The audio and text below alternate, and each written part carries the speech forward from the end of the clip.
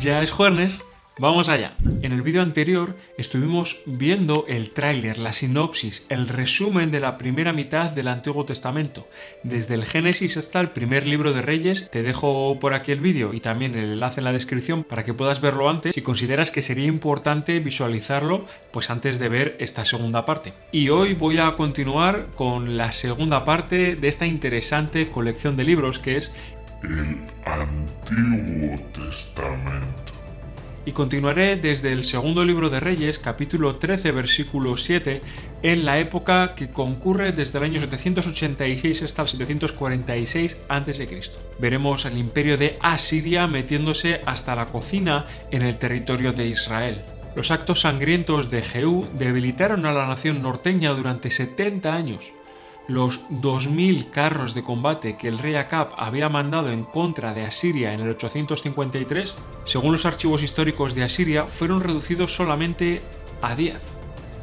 A pesar de que hubo un resurgimiento bajo Jeroboam II, Israel no iba a poder aguantar por mucho tiempo, y este fue seguido por 20 años de anarquía, durante los cuales reinaron 6 reyes en rápida sucesión, y solo uno de ellos murió de muerte natural.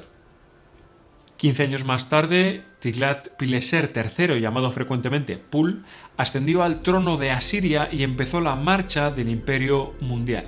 Se esperaba que los reyes de la tierra del dios Asur, del que provenía el nombre de Asiria, engrandecerían el imperio por el poder militar, y Pul desarrolló una potente máquina de guerra tal como el mundo hasta ese momento no había conocido, y Asiria se puso en marcha. Existen museos que contienen artefactos del mundo antiguo que dan un testimonio escalofriante de la crueldad tan horrenda que disfrutaba este monarca asirio. Hablamos de una época en torno al 745 a.C. Pequeños estados como Israel y Judá tenían que decidir cuál era su lealtad y tomar las decisiones políticas pertinentes. El Reino del Norte decidió resistir y se alió con Siria para este fin. Sin embargo, el tener a Judá a sus espaldas podría haber sido muy peligroso, así que Israel y Siria marcharon contra Jerusalén. Judá, claro, se puso a temblar de miedo, pero el profeta Isaías exhortó a Acaz, el rey de Jerusalén, a mantenerse firme en su fe y a confiar en Yahvé su Dios. ¿Pero qué crees que hizo Acaz? Pues Acaz hizo caso omiso de este aviso que le dio Isaías de parte de Dios e imploró al rey de Asiria que viniera en su ayuda, invitando así al bandido a entrar hasta su cocina de su casa. Segundo de Reyes 16, del 5 al 9, encontramos esta historia. Pul estaba encantadísimo de esta invitación y no perdió el tiempo en destruir Damasco, la capital de Siria, aliada de Israel, reino del norte, y atacó Israel y deportó a la población de Galilea y Transjordania, diezmando la tierra de Israel con su capital en Samaria, reduciéndola a una tercera parte de su tamaño anterior. Esta desde luego no fue la intención de Acaz cuando pidió ayuda a Pul, el rey de Asiria. Esta parte de la historia la podemos encontrar en Isaías capítulo 7 del 1 al 9. Y además de esta barbarie, el precio que Judá tuvo que pagar por la ayuda de Asiria fue un chantaje. A Acaz le obligaron a levantar el altar de Dios de Asiria en el centro del templo de Jerusalén, lo cual tristemente hizo con mucho gusto, trayendo la consecuencia de que la adoración a Yahvé fue desplazada y aparte se acordó un pago, un tributo anual a Asiria. Segundo de Reyes 16 del 10 al 18. En el capítulo siguiente del libro de Segundo de Reyes, el capítulo 17, el año 725 a.C., vemos cómo Samaria también tuvo que pagar el mismo tributo, pero finalmente se rebeló, esperando la ayuda de Egipto. Pero esta ayuda no llegó y Salmanasar V de Asiria sitió Samaria, esta ciudad edificada por Omri y Acaz, que era tan poderosa. ¿Recordáis en la parte primera del resumen del Antiguo Testamento? Hubo líderes fuertes en la persona de Omri y su hijo Acab. Omri cambió su capital a la inexpugnable Samaria. Estaba tan bien que a los poderosos asirios les llevó 3 años rendir esta ciudad. Por aquel entonces Sargón era el rey de Asiria. Él declara haber tomado cautivos más de 27.000 prisioneros, deportándoles a tierras separadas. Esto fue el fin del reino del norte.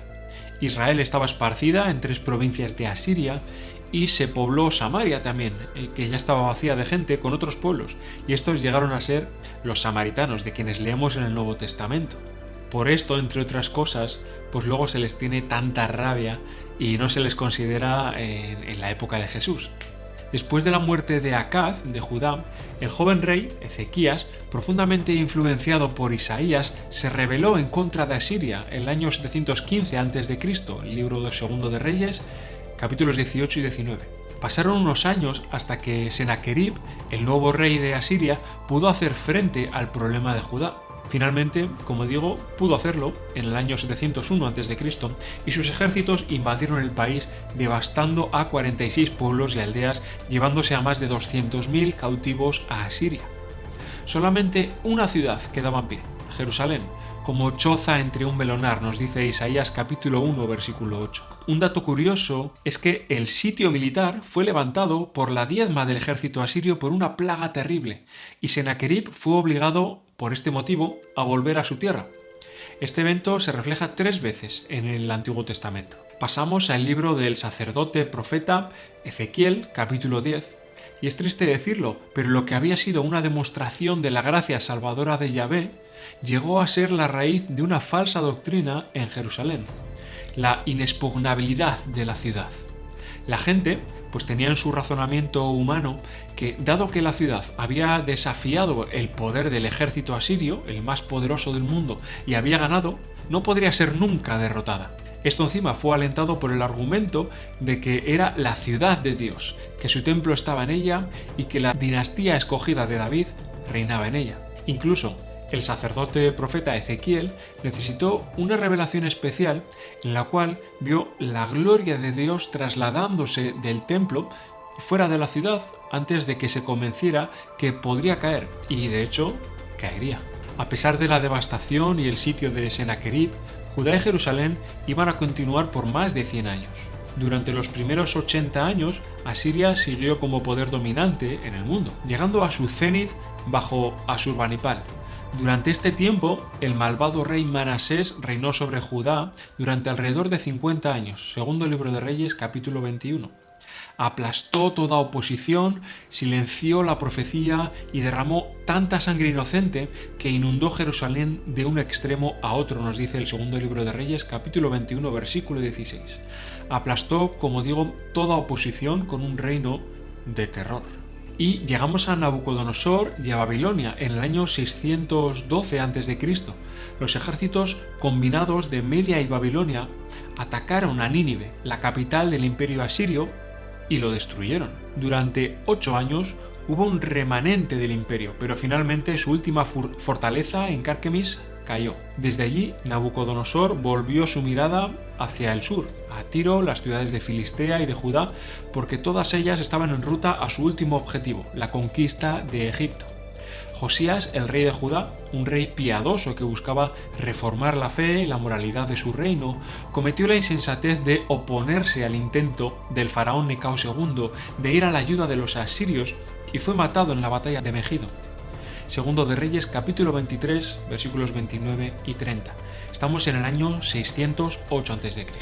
Y además, como comento, encima Egipto no fue capaz de impedir la derrota de los asirios a manos del rey babilonio, Nabucodonosor II, 4 años después de la batalla de Carquemis. Con la muerte de Josías, el país de la noche a la mañana volvió a la idolatría, a la inmoralidad, a la explotación.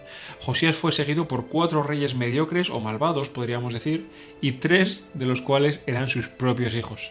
El profeta Jeremías constantemente les avisó de las consecuencias terribles de su desobediencia al Señor, pero ninguno de ellos le hizo caso, segundo de Reyes capítulo 24. El mismo Jeremías fue juzgado y acusado de traición porque avisó del desastre que se les venía y les exhortó, les animó al pueblo de Jerusalén a rendirse ante los babilonios e ir sumisamente al exilio. Finalmente, la obstinada resistencia del pueblo terminó con el ataque babilónico sobre la ciudad y, claro, su caída, su deportación de todo el país en el año 586 a.C. Muchos miles fueron deportados 1.300 kilómetros hasta la distante Babilonia, para empezar allí pues una nueva vida lejos de la tierra que amaban. Para muchos parecía esto el fin del pueblo de Israel.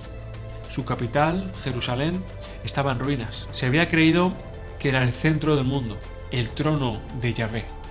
y ahora parecía pues un insignificante pueblo de provincia en comparación con la gran ciudad de Babilonia a donde habían sido deportados. Esta gran duda podría haber paralizado a la nación.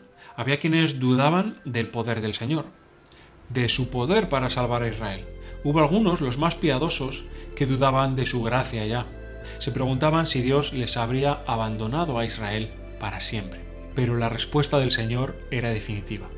Sión dijo: el Señor me ha abandonado, el Señor se ha olvidado de mí. Y el Señor responde: ¿puede una madre olvidarse de su niño de pecho y dejar de amar al hijo que ha dado a luz? En Isaías 49, 14 al 16.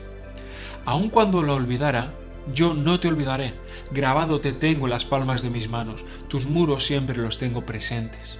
Vamos a comentar un poco de ese exilio y del regreso. La gran mayoría fue transportada a Babilonia, mientras que los pocos que quedaron cayeron en la anarquía y finalmente emigraron en masa a Egipto. Los que estaban en Babilonia no encontraron las condiciones de vida tan duras pues como se habrían esperado. Se les permitía vivir y trabajar juntos, tuvieron cierta libertad para reunirse y en Babilonia muchas de las instituciones del judaísmo se practicaron, como la sinagoga, la dedicación a la ley, el sistema rabínico y la conservación de los libros sagrados que finalmente pues iban a formar este Antiguo Testamento que estamos viendo. En Daniel 5 encontramos que en el año 539 a.C. los ejércitos de Ciro el persa entraron en la ciudad de Babilonia y aquel gran imperio cayó. Persia era ahora el poder reinante. En menos de un año los judíos ya habían recibido permiso para volver a su tierra, para reedificar su templo y para orar e interceder por el bien del imperio persa. El regreso del exilio resultó de hecho algo pobre. No hubo ninguna vuelta masiva. La gente empezaba a volver poquito a poco a lo largo de varios años. Encontraron también una violenta oposición de parte de los samaritanos y otros, y solo pudieron poner los cimientos del templo y levantar el altar antes de tener que parar. Esto lo vemos en Esdras capítulo 3. Y en Esdras 5 vemos que pasarían otros 20 años hasta que los profetas Ageo y Zacarías llegaron a animar al pueblo para completar la edificación. En Esdras 7 vemos cómo después Esdras, el escriba, y Nehemías, el gobernador civil, llegaron el año 458 a.C. Aún así, hubo problemas graves. Muchos tenían que hipotecar sus campos debido a las pobres cosechas y algunos de los judíos más pudientes explotaron a sus compatriotas más pobres para su propia ganancia. Finalmente, el pueblo en general se volvió ya escéptico. Dijeron: servir a Dios no vale la pena. ¿Qué ganaremos con cumplir sus mandamientos y vestirnos de luto delante del Señor Todopoderoso? Si nos toca llamar dichosos a los soberbios y a los que hacen mal, no solo prosperan, sino que incluso desafían a Dios y encima se salen con la suya. Tristemente, la historia de Israel termina con una maldición. El último versículo del Antiguo Testamento dice: He aquí, yo os envío el profeta Elías, antes que venga el día del Señor grande y terrible. Él hará volver el corazón de los padres hacia los hijos y el corazón de los hijos hacia los padres. No sea que yo venga y hiera la tierra con maldición. Malaquías 4, versículos 5 y 6. A primera vista esto parece ser un desastre, pero reflexionemos un poquito. De una manera, este primer acto del drama de Dios, el Antiguo Testamento, termina en lo que parece el desastre total. Hay un intervalo de 400 años entre actos, pero entonces se manifiesta en el segundo acto el glorioso cumplimiento del propósito de Dios en la persona de Jesucristo. Todo lo que Israel debía haber sido y hecho en la historia sería cumplido en él, en Jesucristo. Espero que te haya sido interesante y que de alguna manera pues despierte un poco tu curiosidad en cuanto a leer estos libros del Antiguo Testamento y que puedas entender el plan de Dios desde la eternidad y hasta la eternidad por el paso de la historia de la humanidad antes de que Dios mismo se hiciera hombre para llevar a cabo su increíble y genial plan para restaurar a la humanidad. Si este contenido te parece interesante y valoras el trabajo de subir contenido al canal, pues considera suscribirte y darle un buen like al vídeo y compartirlo, me ayudaría mucho a llegar a más gente. Así que puedes darle a compartir copiando el enlace y pegándolo en tu WhatsApp o compartiéndolo en tus redes sociales. Deja un comentario si algo te llamó la atención o si ha sido de bendición o de utilidad para ti. Gracias por estar ahí e interesarte por la historia de Dios entre nosotros. Un saludo. Dios te bendice. Paz.